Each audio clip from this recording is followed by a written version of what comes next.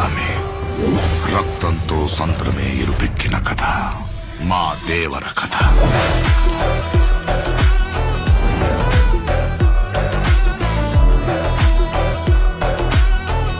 మనిషికి బతికేంత ధైర్యం చాలు, చంపేంత ధైర్యం కాదు. కాదు కూడదు అని మీరు మళ్ళీ ఆ ధైర్యాన్ని కూడగలిగితే ఆ ధైర్యాన్ని చంపే భయాన్నైతా. నువ్వున్నంత వరకు ఈ కుండ మీద నీ మట్టి దేవర.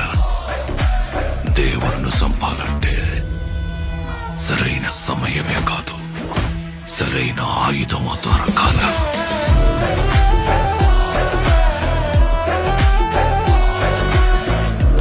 ఎప్పుడు చూడు పిల్లతనం పెరిగితనం ఆడుతూ ఎట్టాగే. కొంపతీసి బరిలోకి దిగుతావైంది. ఏం మాట్లాడుతుంటావు? చంపేద్దాం నన్ను. ఆడికి వాళ్ళయ్య రూపం వచ్చింది గాని రక్తం రాలేదే.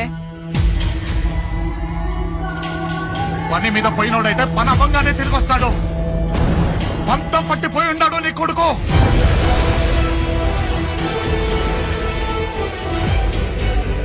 దేవరా సంద్రం ఎక్కి 2 ఏళ్లు గడిచిపోయింటాయి.